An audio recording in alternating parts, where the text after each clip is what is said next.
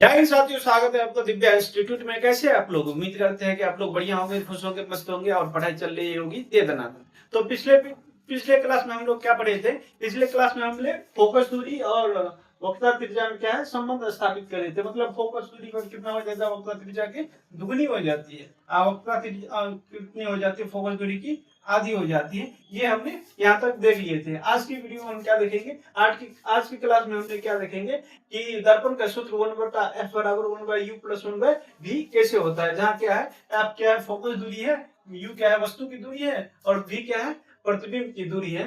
तो ये दर्पण का सूत्र को सोल्व करने की कोशिश करेंगे कि इतना होता है कि नहीं होता, और होता है तो कैसे होता है। ये आपके बोर्ड के लिए बहुत ही महत्वपूर्ण क्वेश्चन है कि 1/f बराबर 1/u प्लस 1/v कैसे होता है। ये आपका 5 नंबर का क्वेश्चन है। तो चलिए इसको देखते हैं कि 1/f बराबर 1/v प्लस 1/u कैसे होता है। इसके लिए भी एक दर्पण की आवश्यकता पड़ेगी। तो ले लेते हैं कोई दर्पण।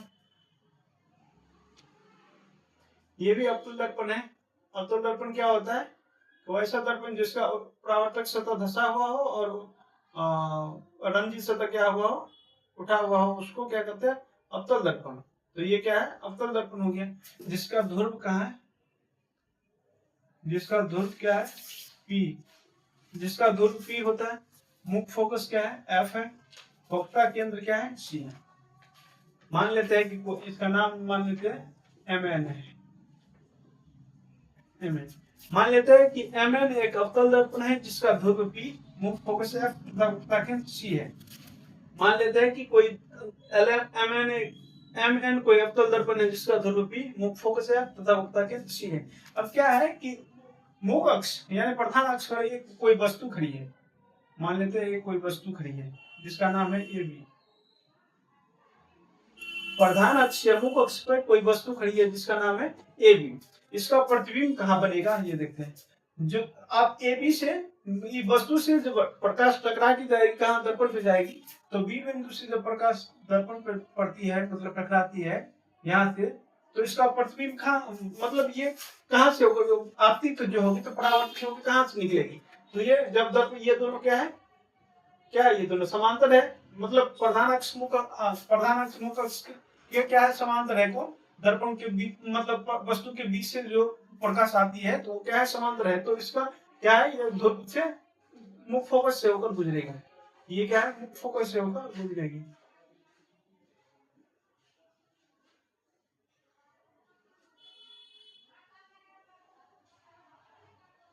जब प्रधान अक्ष से मुख्य अक्ष के समांतर जो प्रकाश शक्ति है तो ये मुख्य फोकस से होकर गुजरती है।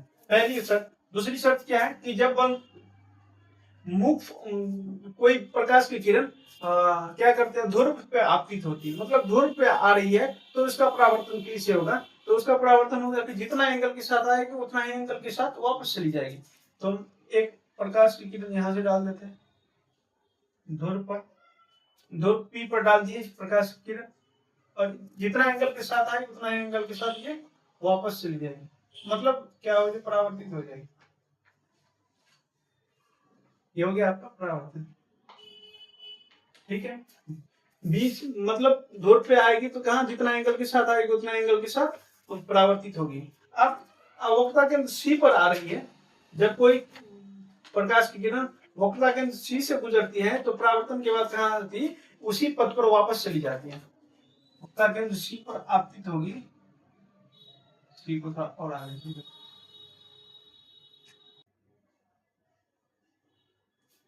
मतलब जिस एंगल के साथ आएगी, जिस रास्ते से आएगी उसी रास्ते से वापस चली जाएगी। क्या क्या हमने किया कि Mn कोई अवतल दर्पण है जिसका ध्रुव P है, मुख्य फोकस F है तथा वक्रता केंद्र क्या है? C। वक्रता केंद्र क्या है? C। ये भी कोई प्रकाश की किरण है। ये भी कोई प्रकाश वस्तु रखी है जिसका ध्रुव B से जो वस्तु की प्रकाश चलती है तो क्या होती है? दर्पण से टकराने के बाद मुख्य फोकस F से होकर वापस चली जाती है, गुजर जाती है। मुख्य वक्रता केंद्र से होकर जब गुजरती है तो क्या होता है? दर्पण से टकराने के बाद उसी रास्ते से वापस चली जाती है। और क्या है? जब ध्रुव पे आपतित होती है प्रकाश की किरण तो क्या होती है? ये जितना एंगल के साथ आती है उतने एंगल के साथ वापस चली जाती है। तो ये आपका क्या हो गया? क्या है? ये F है, माइनस F है। ये प्रतिबिंब कहाँ पे बनेगा आपका, यहाँ पे बनेगा। ये हो गया आपका प्रतिबिंब। प्रतिबिंब किसे कहता है कि जहाँ पर प्रकाश आकर मिलती है या फिर मिलती हुई प्रतीत होती है, वो क्या कहलाता है, वस्तु का प्रतिबिंब कहलाता है। तो ये ए बी का प्रतिबिंब कहाँ ये से बनेगा, ए डैश बी डैश, ये इसका प्रतिबिंब बन गया। ठीक है, ये हो गया एफ माइनस एफ, ये हो गया आपका वस्तु की प्रतिबिंब की दूरी। प्रतिबिंब की दूरी कितना है, v माइनस, और क्या है इसका वस्तु की दूरी कितना है, माइनस v। ठीक है, ये हो गया। माना कि mn एक अवतल दर्पण है, क्या है, माना कि mn क्या है, अवतल दर्पण है, अवतल दर्पण है जिसका ध्रुव क्या है, p, जिसका ध्रुव p, जिसका ध्रुव p, मुख्य फोकस f, मुख्य फोकस f तथा वक्रता केंद्र क्या है, c है, तथा वक्रता केंद्र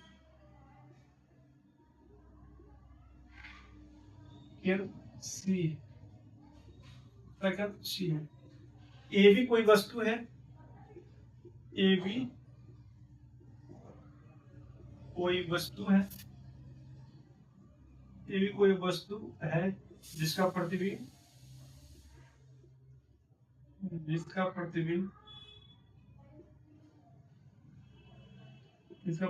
क्या है, ए डैश बी डैश। वस्तु की दूरी समझ लीजिए है कि फोकस दूरी के माइनस एफ है, और प्रतिबिंब की दूरी माइनस बी है, और वस्तु की दूरी माइनस यू है। ये भी लिख दे, क्या लिख देते हैं, चलिए ये लिख दिया है। अब इसका प्रमाण देखते हैं, इसका प्रमाण कैसे करेंगे। देखिए त्रिभुज कौन में देखना है, ए बी सी, मतलब इस त्रिभुज में देखना है, और किस में देखना है, ए डैश बी डैश में, ए डैश बी डैश सी में, मतलब इसमें और इसमें देखना है।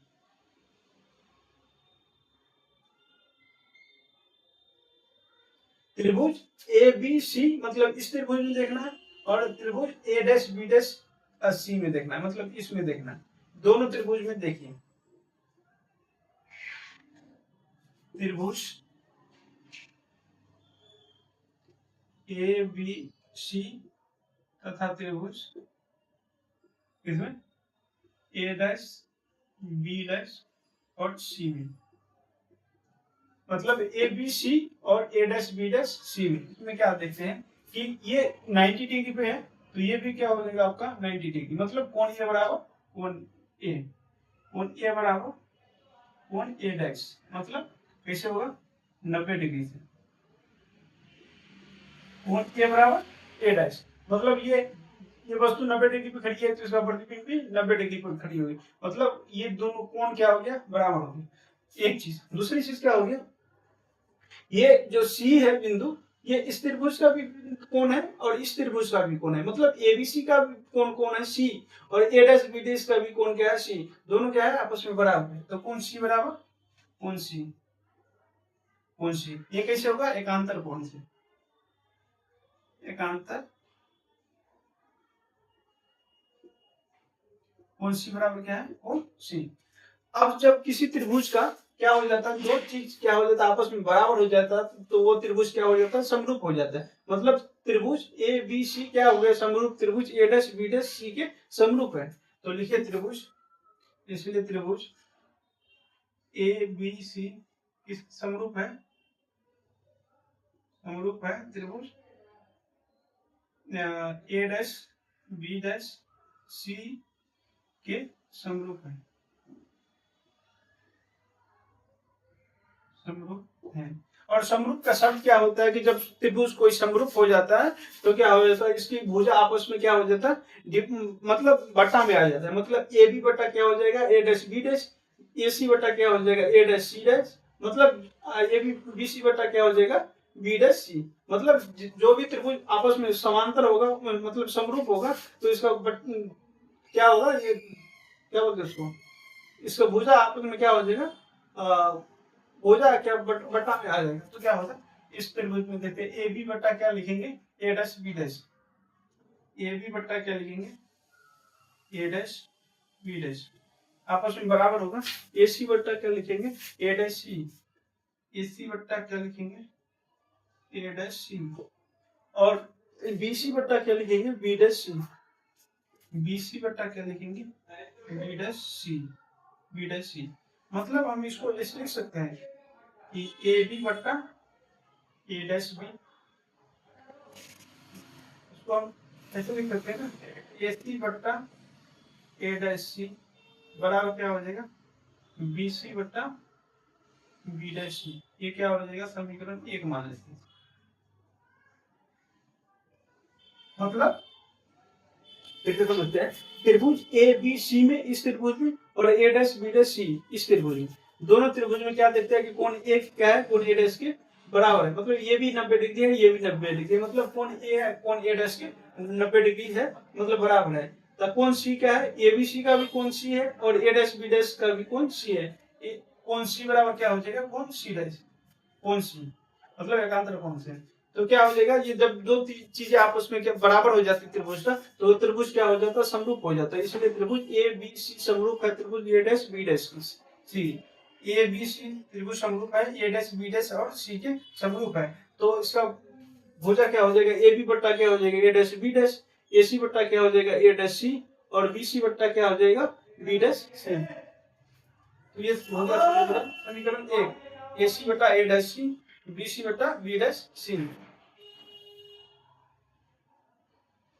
ये समीकरण 1 हो गया। अब आगे देखते हैं आप कौन सा त्रिभुज में देखेंगे, आगे ए बी और पी में देखते हैं, मतलब ये जो बड़का त्रिभुज दिख रहा है उसमें देखेंगे और इधर कौन सा त्रिभुज में देखेंगे ए बी और पी में, ए डैश बी डैश और पी में, मतलब इस त्रिभुज में और इस त्रिभुज में, ये जो त्रिभुज दिख रहा है ये आपका ये त्रिभुज और ये त्रिभुज जो दिख रहा है ये त्रिभुज, मतलब ए बी पी में ये जो बड़ी वाली है और ए डैश बी डैश पी में, मतलब ये वाली में इस त्रिभुज में देखते हैं। तो इसको मिटा देते हैं क्योंकि जगह इतना ही है, तो ऊपर से मिटा देते हैं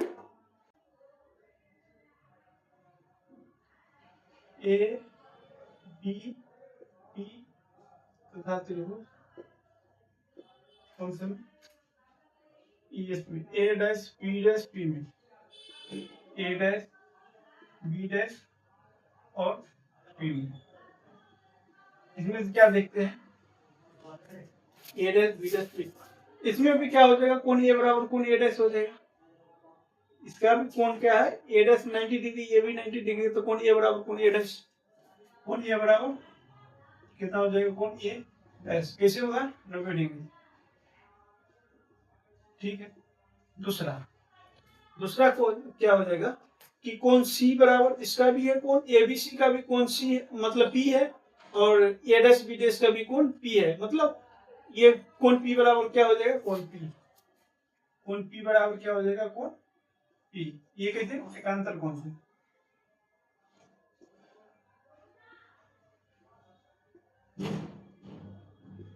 आप जब दो चीज बराबर हो गया तो ये त्रिभुज क्या हो जाएगा समरूप हो जाएगा, यहाँ पर देखें कि दो चीजें बराबर होने पर त्रिभुज समरूप हो जाती है, इसीलिए क्या है त्रिभुज ए बी पी समरूप है त्रिभुज A dash B dash P समरूप है। तो जब समरूप है तो क्या हो जाएगा भुजा आपस में बट बाहर में हो जाएगा, तो क्या हो जाएगा ए बी बट्टा A dash B dash, A B बट्टा A dash B, A B बट्टा क्या हो जाएगा ए डैश बी डैश और क्या है ए पी बट्टा क्या हो जाएगा ए डैश पी बराबर हो जाएगा ए डैश पी बराबर हो जाएगा बीपी, मतलब ये इसके बराबर हो बट्टा में हो जाएगा, तो बीपी बट्टा बी डैश पी, बीपी बट्टा बी डैश पी क्या ये आपका, इसको हम ऐसे लिख सकते हैं कि ए पी बट्टा ए डैश पी बराबर बी पी बट्टा बी डैश पी। ये हो गया आपका समीकरण 2। समीकरण 1 और समीकरण 2 में देखिए क्या है ए बी बट्टा बी डैश, और इसमें क्या है ए बी बट्टा बी डैश, क्या ए पी बट्टा ए डैश पी और बी पी बट्टा बी डैश पी, मतलब दोनों क्या है आपस में बराबर। ए पी बराबर इतना भी है और ए पी बराबर ए बी बराबर इतना भी है और ए बी बराबर इतना भी है। तो हम क्या लिख सकते हैं कि ए बी बराबर इतना लिख सकते हैं, ए बी बराबर हम क्या लिखेंगे, ये सब बराबर है आपस में, तो क्या लिखेंगे समीकरण 1 और समीकरण 2 में क्या लिख सकते हैं, निकाल दे क्या इसको, दोनों क्या है बराबर है आपस में। तो हम लिख सकते हैं कि ये ए बी इसका भी बराबर था, इसका भी बराबर था, कितना लिखेंगे ए सी बट्टा ए डैश बराबर हो जाएगा किसके,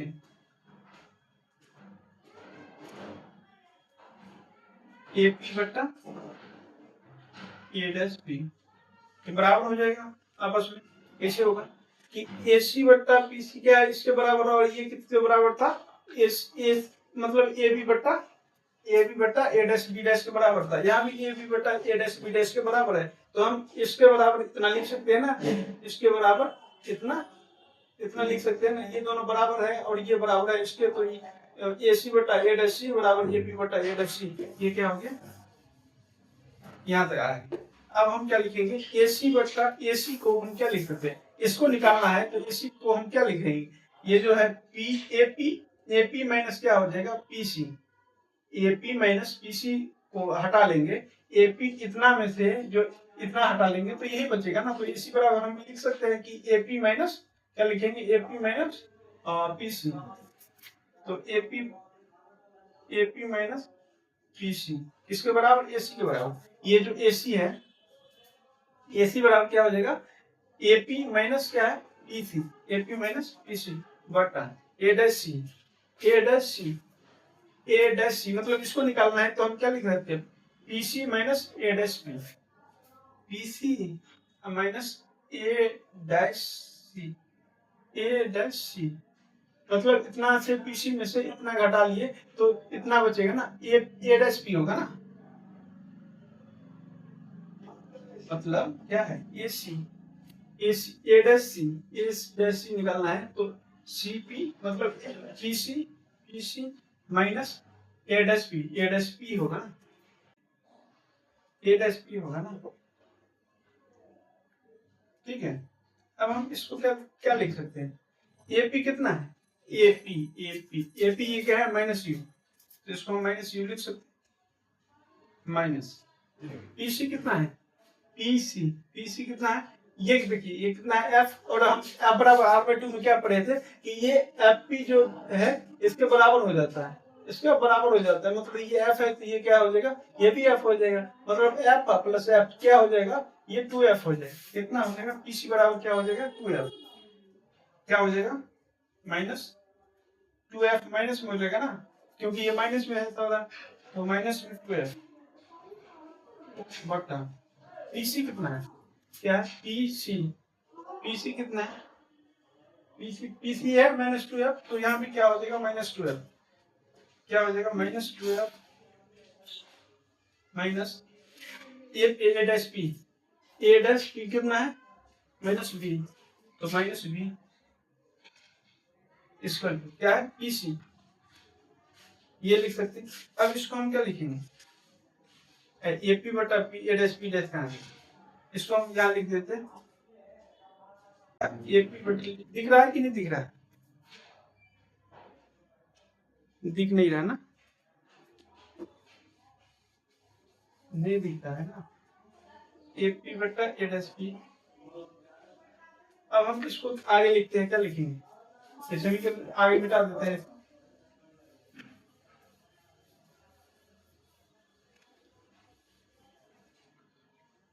क्या है एपी माइनस पीसी, एपी कितना है एपी क्या है माइनस यू, इसको माइनस यू माइनस पीसी कितना है ना ये एफ है तो माइनस टू एफ बटा पीसी कितना है माइनस 2f हो जाएगा, पीसी है ना, तो माइनस ए डैश पी कितना है, ए डैश पी कितना है माइनस वी, माइनस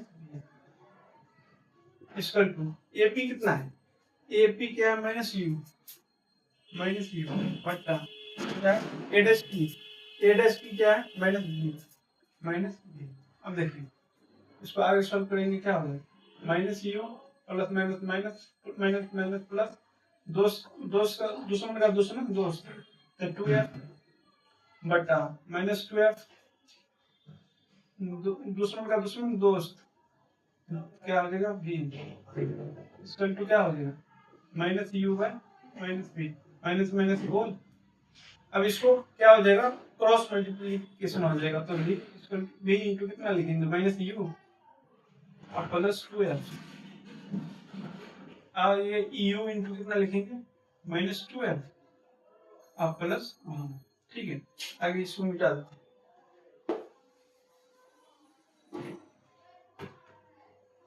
इसको सॉल्व करेंगे कितना हो जाएगा माइनस यू भी प्लस 2f भी equal to minus 2 U plus U भी, ठीक है। अब क्या करते हैं एफ बी को, मतलब इसको इधर ले आते हैं, तो इसको क्या लिखेंगे 2f बी, इसको आगे ले जाते हैं प्लस में करने के लिए, 2f बी माइनस ये इधर है, इधर आएगा प्लस में 2uf इक्वल टू कितना हो जाएगा u भी अब प्लस माइनस बड़ा इधर जाएगा तो प्लस u भी, मतलब इसको हम क्या लिख सकते हैं 2f भी plus 2uf equal to 2u भी लिख सकते हैं। अब दो इसमें से कॉमन ले लेंगे, कितना हो जाएगा f भी plus uf equal to 2u भी, अब दो से दो निकल गया, तो इसको ये कितना हो जाएगा F B plus U F बराबर यू बी, ये क्या हो गया आपका समीकरण 3, समीकरण आपका 3 हो। अब समीकरण 3 में क्या करेंगे यू भी एफ से भाग दे देते हैं, समीकरण 3 में यू भी एफ से दोनों ओर भाग देने पर, समीकरण 3 में यू भी एफ से भाग देने पर, दोनों भाग देने पर, मतलब दोनों ओर देना है, तो क्या लिखेंगे एफ वी बटा यू वी एफ क्या है प्लस यू एफ बटा यू वी एफ बराबर यू वी बटा यू वी एफ, ठीक है। तो एफ से एफ गोल, बी से बी गोल, यू से यू गोल, एफ से एफ गोल, यू से यू गोल, बी से बी गोल, कितना बच गया 1/u प्लस 1/v बराबर क्या है 1/f, इसको सीधा करके लिखेंगे तो क्या हो जाएगा 1/f बराबर 1/u प्लस 1/v, ये f को क्या करना था प्रूफ करना था, 1/f बराबर 1/f बराबर 1/u प्लस 1/v, तो ये हो गया आपको, ये प्रूफ करना था 1/f बराबर 1/u प्लस 1/v। तो दर्पण का सूत्र कितना होता है 1/f बराबर 1/u प्लस 1/v। तो आज की समझ लिए कि दर्पण का फॉर्मूला कितना होता है 1/f बराबर 1/u प्लस 1/v। तो और इस प्रकार से आपका क्या हो गया रिफ्लेक्शंस ऑफ लाइट चैप्टर समाप्त हो गया, मतलब फिजिक्स का पहला चैप्टर रिफ्लेक्शंस ऑफ लाइट समाप्त हो गया। अब अगला चैप्टर है प्रकाश का अपवर्तन, मतलब रिफ्रैक्शंस ऑफ लाइट, मतलब प्रकाश का अपवर्तन कैसे होता है, तो इसके बारे में अध्ययन करेंगे। तो आपको ये जो दर्पण का सूत्र है ये कैसे लगा हमें कमेंट करके जरूर बताइएगा। आपकी कोई सुझाव हो तो हमें जरूर दीजिएगा, इसके लिए हम आपके सदा आभारी रहेंगे। और आप दिव्या इंस्टीट्यूट को क्या कर लीजिए सब्सक्राइब कर लीजिए और बेल आइकन को दबा के रखिएगा, ताकि हम जब भी आपके क्लास से कोई नोटिफिकेशन, कोई पेपर या कोई किसी भी तरह की कोई जानकारी हो आपके रिलेटेड, तो हम आपको मैसेज इन्फॉर्म कर दिया करेंगे। तो आप सब्सक्राइब कर लीजिए दिव्या इंस्टीट्यूट को, और इस तरह से आपका क्या हो गया प्रकाश का परावर्तन समाप्त हो गया। तो आज के लिए बस इतना ही, मिलते हैं नेक्स्ट क्लास में, तब तक आप लोग देखते रहिए Divya institute. Thank you for watching.